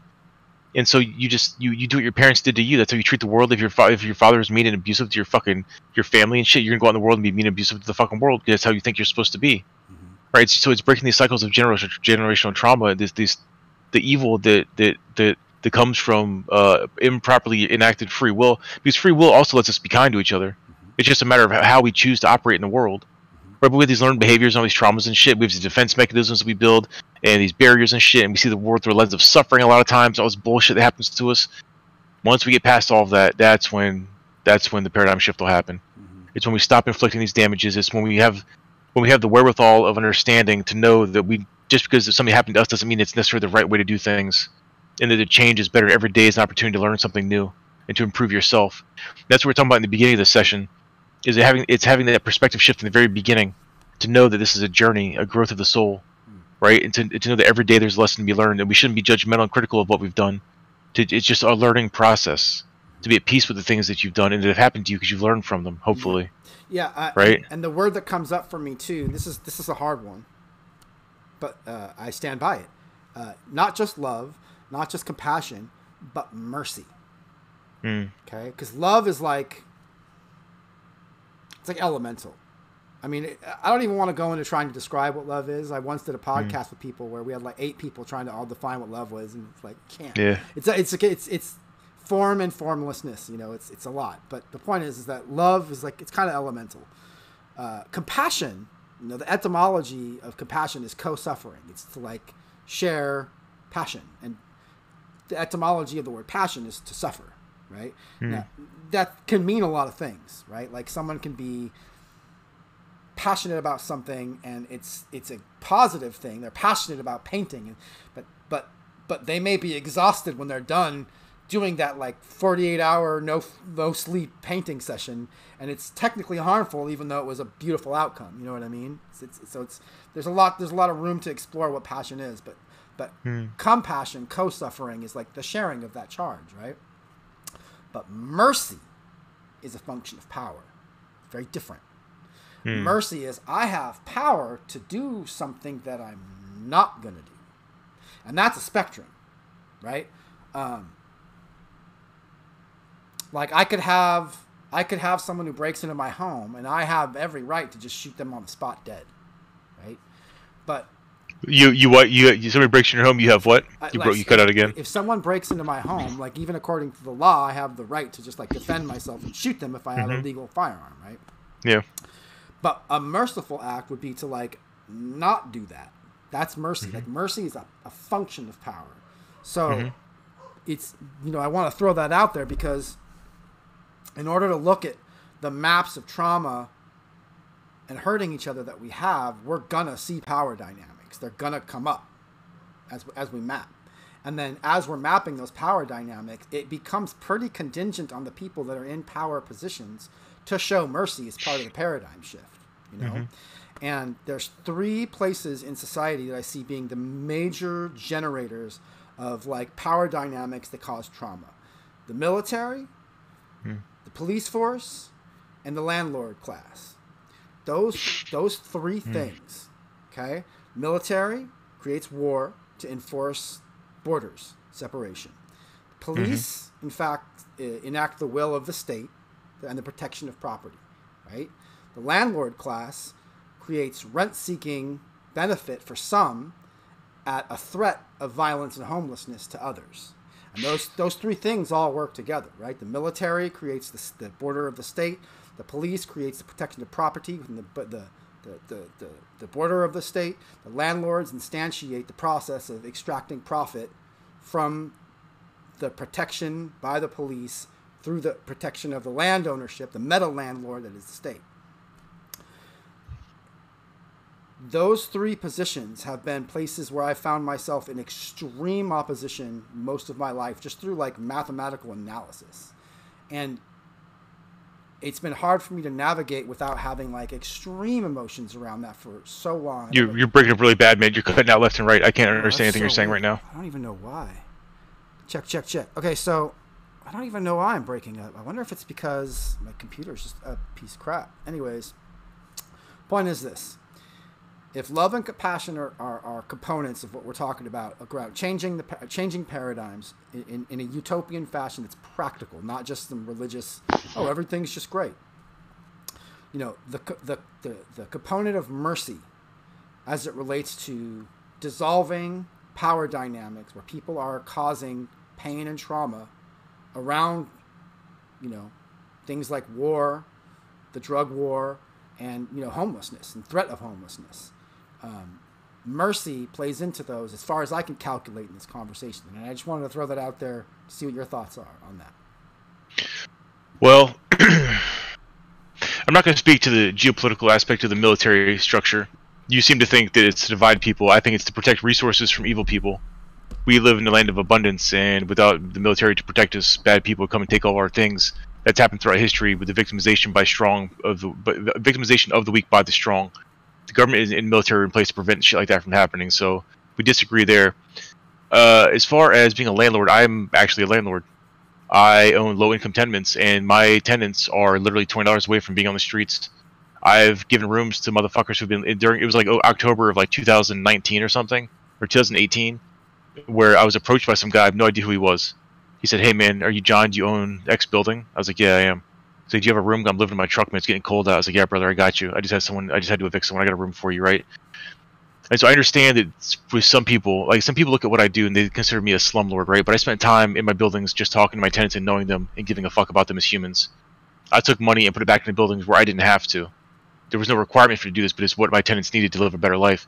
I had new electrical circuits installed to stabilize the fucking the electrical system in the building because the buildings were so shitty and so neglected.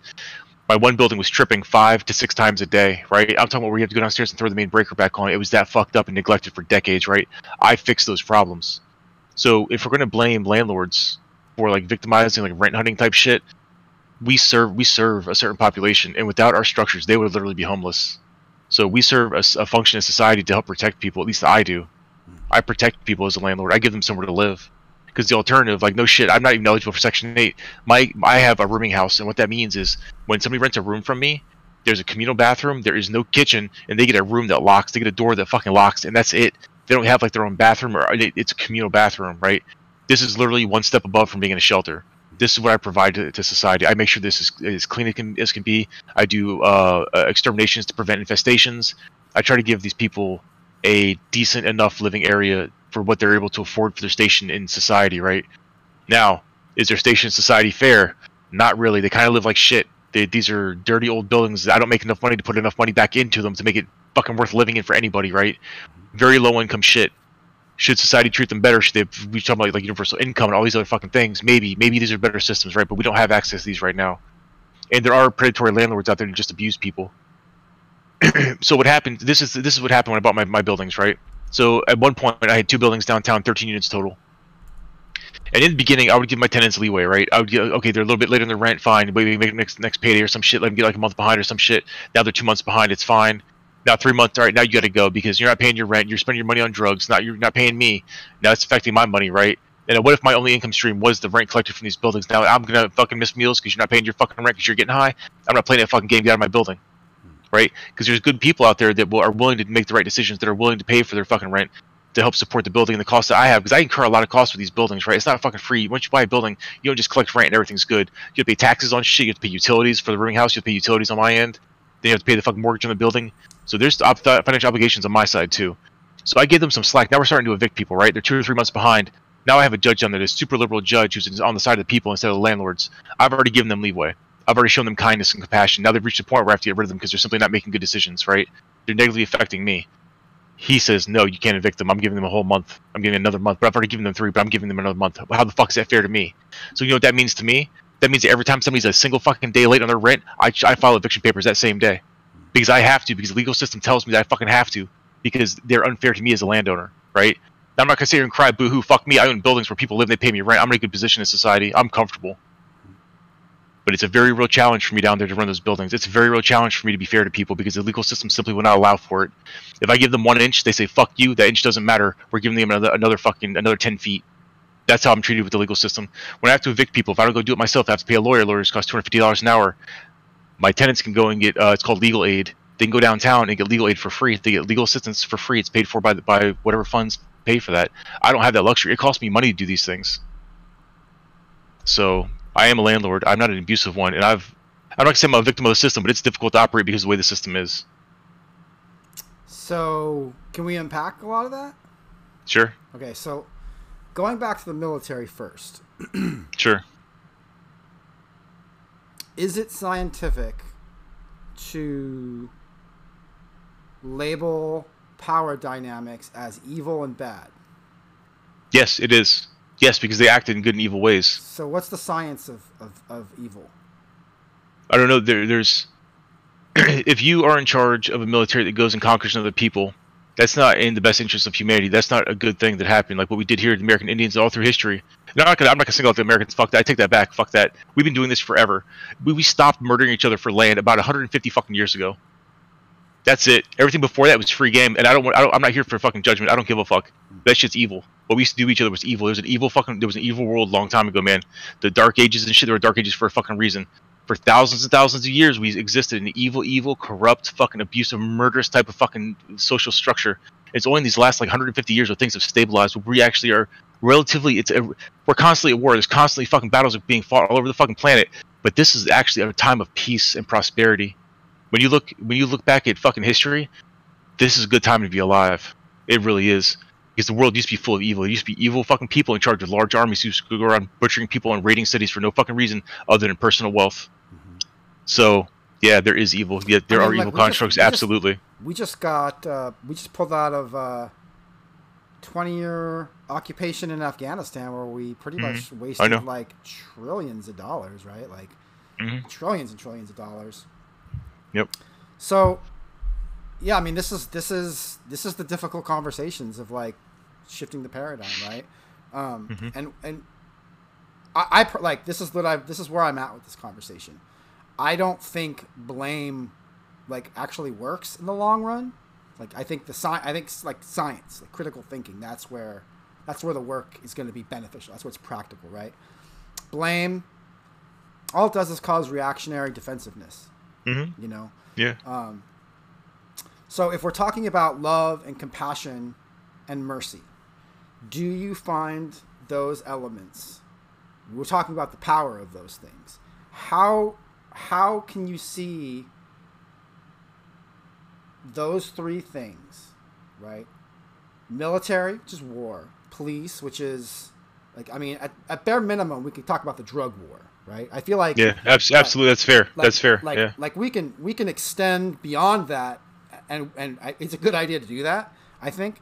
But like, you know, for instance, you know, I'm about to go. I'm about to go on a little trip to hang out with some people, meet some people, and talk to some people. One of those people is going to be a policeman, right? And I'm really struggling with this because this is a person that I know. Like, I'm expected to be like, oh, I see the human in this person, right? And be like, this person's a human. You have to see them beyond the station that they're living in. And I get that, where they're coming from, but I also know that this person will go and hurt people and traumatize people. If they're holding a substance that I know, you know, causes actual healing, it heals trauma, right? Like, how do we what I'm not going to do is be like, oh yeah, in the name of, you know, compassion and love, I'm just going to pretend that doesn't exist. I can't. That would be illogical. Like, that would be like, it'd be like religious. It'd be like the kind of environment I grew up in, where we just pretended that certain things weren't damaging because, oh well, that's just because of magical thinking or religious thinking, you know?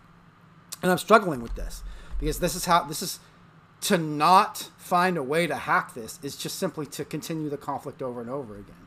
So the thing, you know, these conversations around like military, landlords, and police, which I you know, I say this with love and compassion. They're damaging. They're abusive.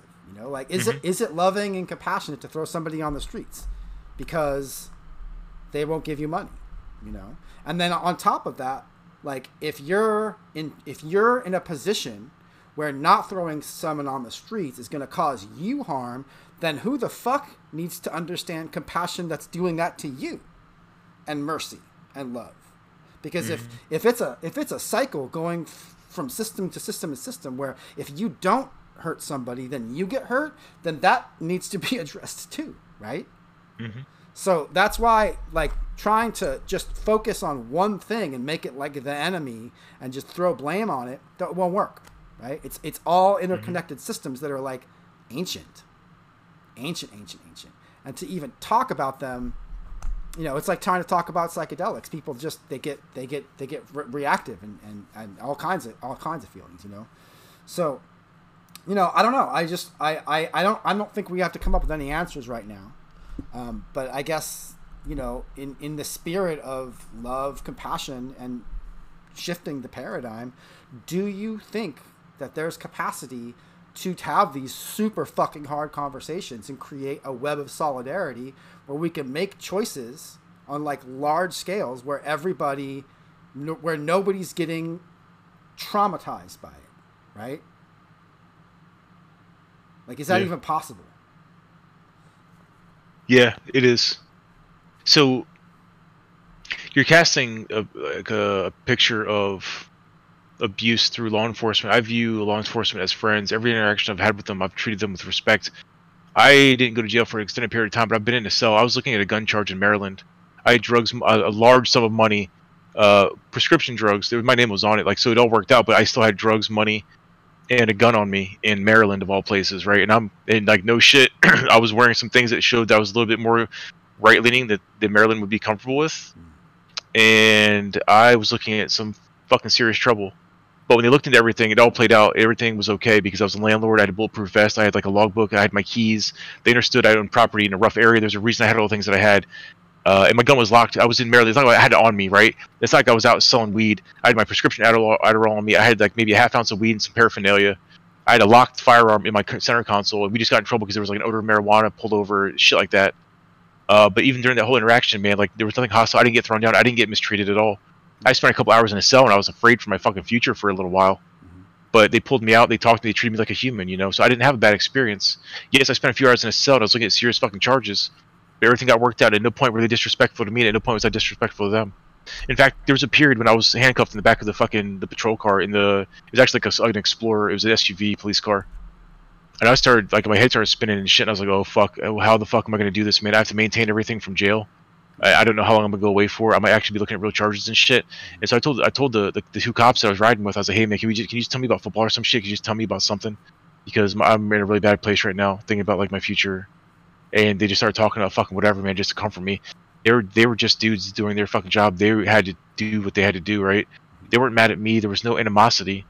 They had compassion for me in my position. They were just serving their function. And again, at the end of the day, I went home. Right? So I had a very positive interaction overall with the law enforcement. I've always had positive interactions with them. Every time I've spoken to them, like I said, I talk to them like they're my friends, like they're the good guys, you know. And I've never been mistreated by them. Word. Whereas some other people, their immediate reaction, though, fuck you, fuck this, you're a cop, fuck you, pig, all that shit. You might not have a pleasant experience. You might fucking get tripped and fucking thrown on the ground or some shit. Right. You know, so but that's never been my experience. But either way, if I had like a vial of acid, which we've both been talking to great lengths about how powerful that is like healing medicine. It kind of wouldn't matter how I treated a cop who found me with it. They would do their job, right? They would traumatize. Yeah, but they would traumatize me by putting me in a cage, probably for quite a long time. Yeah, okay. The system's not perfect, man. The system's not perfect. And when Nixon started the war on drugs, he was targeting the hippies because they were the active counterculture, right? And so he used the war on drugs as a means to imprison them because he didn't like what they were saying about the government and they were anti-war and shit like that. That's the only reason these things are this way. We know what the history of the drugs laws are, right? The only reason I'm even bringing this up, like, I know you know what the history of the drugs. I'm saying this for any viewers who don't know what it is. Yeah. Right, but like Richard Nixon started this whole thing to demonize the hippies, to put them in jail because they were a counterculture movement against the government and against the war in Vietnam. That's why all this shit's the way it is, man. And still, like, saying that a system has to be perfect to justify addressing aspects of it I don't think it's super helpful. Like, we don't have to have... No, it's not. No, I'm not agreeing with the drug laws. It's all bullshit. It was all put in place for an evil, mean fucking reason. To demonize people. Yeah. To literally to arrest the hippies and to a large extent the blacks, right? That's what the drug laws have done. That's what they've done for fucking decades. They're just abusive, mean fucking laws that are in place to hurt people. Right. Like to victimize people. Right. And so we're talking about like changing the paradigm, right? We're talking about love, yeah, we're absolutely. talking about compassion, we're talking about mercy and changing the paradigm. So, like, and again, this is all interconnected. Like, I don't have to say cops are evil to say that cops will do this thing which causes harm. And this harm will have cascading effects, right? Same for, I would put forth, like, that we have to have these hard conversations, that there are these trauma generators in our society, right? And it is, as far as I can tell, right, it's centralized. Like, the core trauma generators are war, which is created by countries, police, which is created by the fetishization of like property ownership. That's really what it comes down to. And then landlordism, which is rent seeking, which is denying people homes for the benefit of others, right? Like, oh yeah, absolutely. I've done that myself. Right. So, I've evicted people to put people in who are willing to pay rent. Right. So absolutely. Again, this isn't about like blame. This is about like having these hard ass conversations where we have we have the unique experience to be able to hold like these really intense like dichotomies in our consciousness and be like, yo, we're in a unique ass time in history, right? And what I'm not asking you is like, hey, I need answers for you. Like, I need solutions. Like, nah, I don't think that's possible. Like any solutions that we're going to have on this conversation are going to come from a wide spectrum of people all doing a lot of hard work talking to each other about this, right? Mm-hmm. Excuse me. So, what are some things, does anything come up for you around these? Like, you know, this is the conversation I want to have with this, you know, police officer, assuming I end up talking to him about any of this coming weekend, is like we're sitting down, we're chopping it up as like people, right? But I know that the things that matter to me dearly, that I think are deeply healing and transformative society, you will just do your job in order to stop, and not just stop, but to really traumatize the people that are doing it, right? That to excise that from my consciousness would be to lie. It'd be like to live a lie, essentially, right? So, I mean, with the understanding that we're not going to pull answers from this right now, are you willing to like continue this conversation in the future, to keep talking about it? Because I don't think any one conversation is going to cause any kind of movement around this, and I guarantee you, talking about this is a fucking landmine field, right? This whole conversation, I've been fucking focusing my whole life force on this for a long time. It's all I'm ever going to focus on for the rest of my life. It's a landmine. It is a landmine where the slightest move can cause an eruption that causes the most predictable spirals of conflict, you know? And I just want to really just like reach out, reach across, and reach through to these conversations we've been having about the transformative powers, like the real hard shadow work that has to be done around these transformative things, around healing these patterns, finding love, finding compassion, finding mercy, you know, and perpetuating this forward, you know.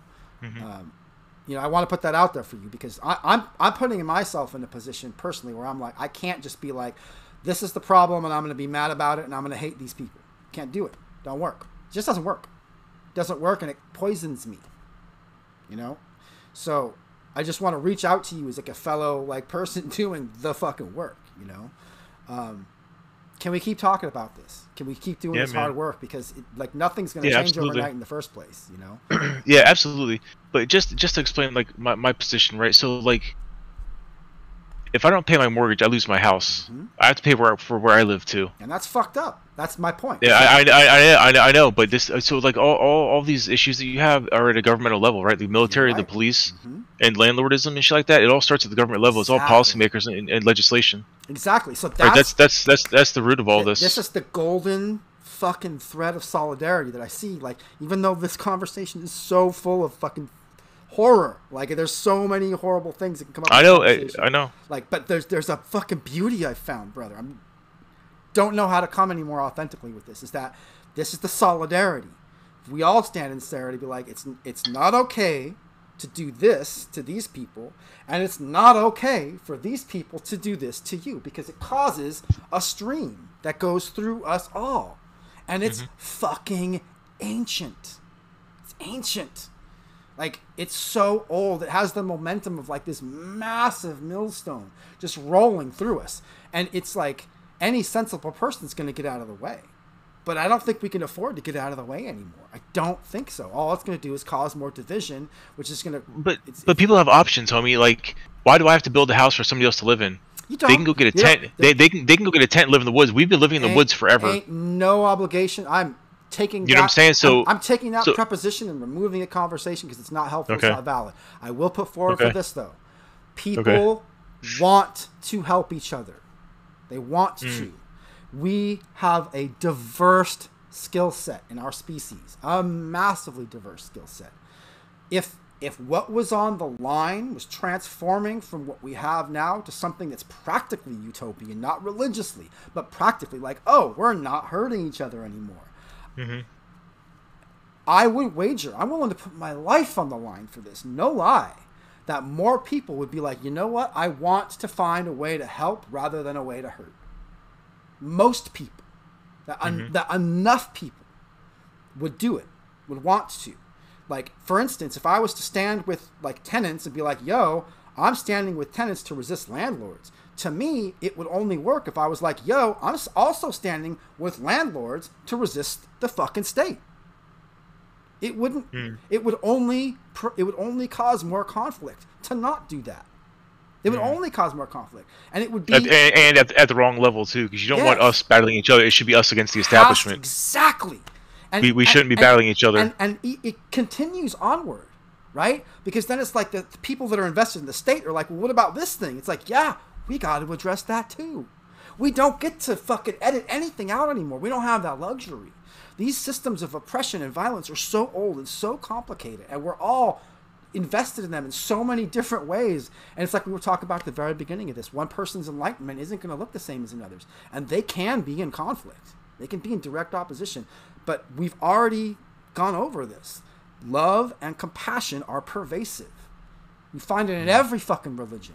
It's in the fucking cells of our bodies. Like there is. It's like on one hand I want to talk about faith, and on the other hand I'm like, this faith is backed by fucking science. I swear it. People want to love each other more than they want to hurt each other. There are people that legitimately want to hurt each other, and we got to talk about that. You know, like the opportunities that we have to talk about this are everywhere. We can talk about these massive structures. We can, and it's really important that we do. But that's not it. It's every fucking relationship we have. That's right. Every. And so that's what I focus on. I'm not. You have a macro view of things. I have a micro view of things. I want to heal the world one person at a time on an individual level. As above, so below. Like I'm telling you, they are both equally important. You change one, you change the other, vice versa. You know, like, we met in the CuteBot server, right? That was where we first met. And I hope to know you for quite some time, brother. No lie. I hope to. Thank you, brother. And I want to support the work that you're doing on an individual level with vehemence, because I believe in it very much. Thank you, brother. Thank you so much for your kind words. Thank you. And on top of that, we can also look where we're all sitting and acknowledge that we're in some complicated ass pressures, right? And we can summon that capacity to know love and compassion and start looking around beyond just the individual and start looking on a little bit bigger level. Where in our communities is like what we call toxicity emerging, and why? Right? I was talking to this to some folks about this on the server just the other day. I was like, I had to take a break because I was going through my own mental health crises where I wasn't able to handle any toxicity at all. Couldn't do it. Didn't have any capacity. It was in such shambles with my mental health. And when I was finally able to do this like weird crying thing where I found love again, which you understand, you totally get, I was like, okay, cool, I'm back. And I was talking to people, and I was like, while I was in this state, I had this realization I wanted to share with folks, is that a lot of the shit's just vampirism. Toxicity, like anything, and this is going to sound frivolous, but even like teasing each other, making fun of each other, little micro things, it's all forms of like, I'm going to take. I'm going to get pleasure. I'm going to get something from taking something from somebody else. That's right. Low vibration bullshit. Yes. That's the thing, is like, and this is not blame talk. This is not conflict talk. It's all different kind of forms of rent-seeking behavior. I'm going to take something because I have the power position to do that. Right? And I think flipping that is the fucking magic. It's like, nah, I'm going to give. I want to give because I have the power to do that. I want to share because I have the power to do that. I want to lift because I have the power to do that. I think that's the fucking key. And it's not religious. It's fucking hard ass work. Hard work. I wouldn't be speaking of this with the strength and conviction that I have now if I didn't feel like we were in a time in history where we could start talking about this on every fucking level of society. Like anybody and everybody need to talk about this and figure out like, how can I stop taking and how can I start giving, right? And that's going to be a different conversation for everybody, and we're going to learn a lot about each other in the process. And I'm looking forward to see what happens when I go and I talk to this police officer this coming weekend. I'm terrified, fucking terrified, Johnny. Like I'm in the minority here. I'm in the disadvantage here, right? Like I'm up against things that are so much fucking bigger than me. It's gonna take no effort to just be like, it's like, or just like whatever, this crazy person, But I don't have anything else left. I swear to you, I promise you, I know this can be triggering, but I swear to you, this comes from love. and it's deep love that I have for this question I've been wanting to solve my whole fucking life: is why are we hurting each other so much? Why all the time? from like macro it's part to of the micro. test. It's part of the test. It's part of the test of free will, man. Yeah, We're given free will for a reason. This is the test. We see what we do with it, man. We're being judged. We're being judged. We have an obligation to lift each other up and be good to each other and be kind and show love. We have an obligation to do this, and we fail each other so often. Yeah. We choose to engage in low vibration behaviors like we talked about earlier. Yeah, I haven't been paying attention. Every day is a test, man. I haven't been paying attention to chat at all, but I just wanted to read some chat. Casual Bleak says, "We have been here before. We just lost our way. We are just finding our way back." And I feel truth in that. I feel like we could do a whole ass podcast in that. Cameron's showed up and said, "Hey, I love you, Cameron's. I just want to shout out publicly. He's been helping me on a like day-to-day basis for the last couple of weeks. We've both been struggling. I've been really struggling. He's been there for me again and again and again and again. Just like, how you feeling? Are you okay? Do you need to talk?" And that's like that together. That's that sharing. That's that lifting vibe. You know that.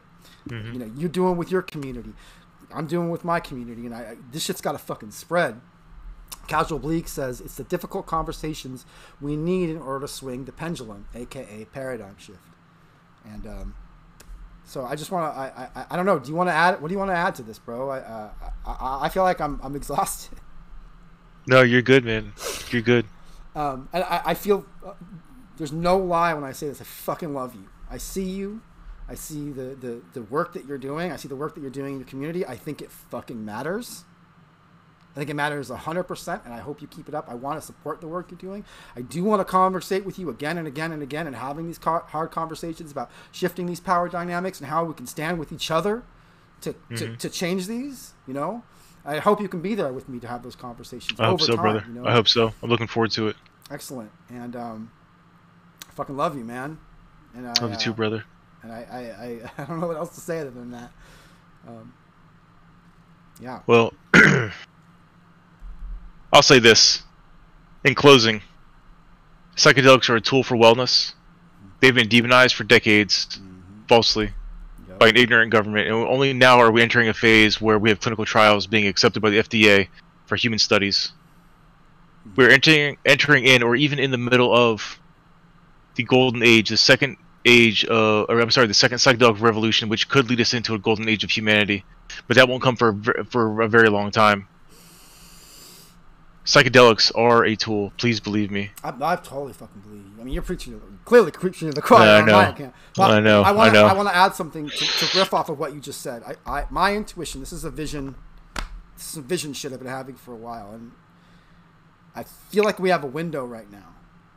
We have a window that's open for our capacity to dictate where things are going to go for a minute in society. The chances of things continuing to perpetuate around war and oppression and hurting each other, it's like it's almost guaranteed. It feels like, and yet we still have a window right now. We have an opportunity, and I feel like things are logarithmically ramping up for our ability to love each other. If that makes any sense. I'm seeing it. I'm seeing it in ways that I'd have to sit here and I'd have to explain all these little things I'm seeing.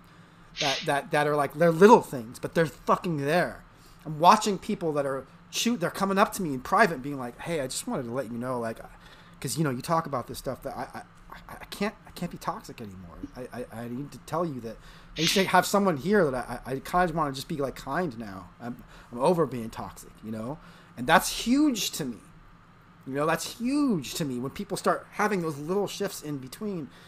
In their own experiences of being alive, and they're realizing, I think I want to lift others up. I think I want to love, It gives me a lot of hope. It gives me a lot of faith, because we're fucking amazing. Thank you for that. So I'll say this: would it's okay if I post a link to my origin story in your chat? Yes, please do. Can I do that? Absolutely. Okay, so for anybody listening, I'm going to post a link to my origin story. This is a 2-hour story about how I got started on the spiritual journey and how I became a healer. And throw out your Twitch channel too in chat, please. Oh yeah, for sure. I got you. My computer's so slow. It's almost impossible to like copy and paste and stuff. But yeah, cool. Give me a second. Let me grab this real quick. Do your thing. So the YouTube link is again to my origin story. It's about 2 hours long.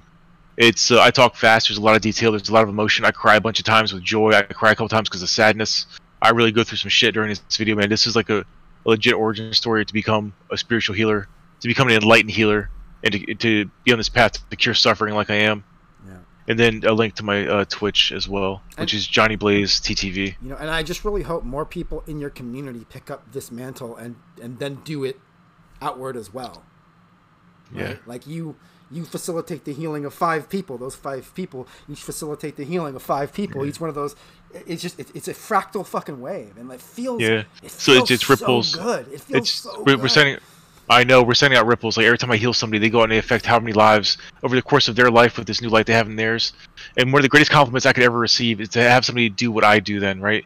My best friend Brent, he walks in my footsteps now. He does what I do. He's also a shaman or an enlightened healer, I should say. The shaman thinks I'm a meme, and I always say it. I don't mean it though. Psychopomp. But we're Psychopomp. Yes, that's right. Psychopomps. We're both psychopomps. We heal people with spiritual energy and psychedelics, and he's taken on the same roles as I have. So he's now healing people like I am, and it's beautiful. That's the greatest compliment anybody could ever give me. It's just walking the path that I walk. Keep doing the work, bro. And I ask for nothing in return. Yeah. I've never charged anybody a cent for this, man. I do this for free. I do this same. Because this is a charged. calling. Yeah. This is a calling. Even when I establish my wellness center, there will be fees associated with the operation there, but it's gonna be a not-for-profit. I'm not gonna make money. I'm comfortable. I have my own wealth.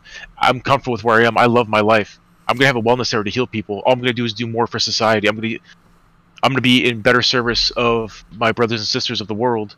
When I have my wellness center, I'm gonna make it as cheap as possible for them to go. I still have to pay my staff. I still have to pay my mortgage. I still have bills to pay, but it's gonna be cheap.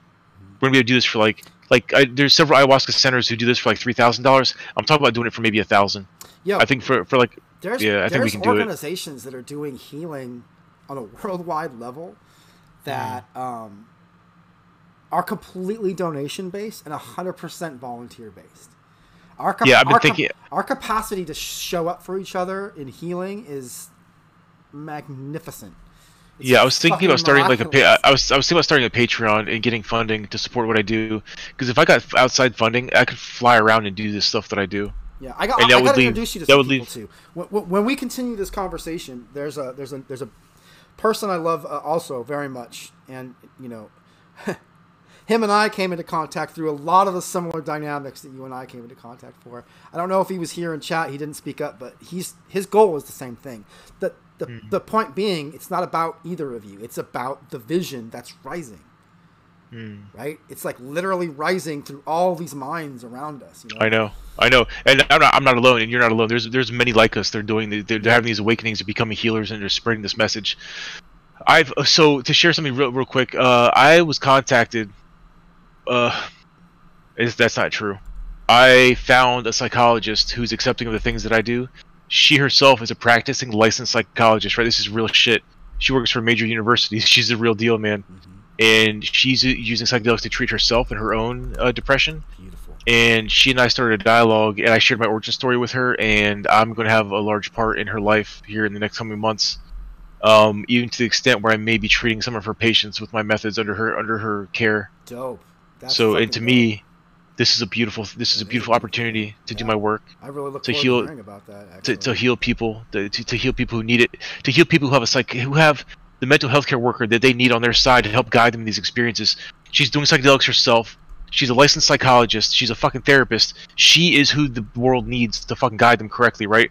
I'm gonna come do my part, but she is the proper healthcare professional that we need. We need more of her to really heal this fucking sick society we live in. Absolutely. She's a blessing and an angel in my life, and I look forward to growing this relationship that I have with her. And I hope this all works out, that I can actually do these things for her, and to be of service to her. Absolutely. And you're going to be talking about this on your Twitch channel, yeah?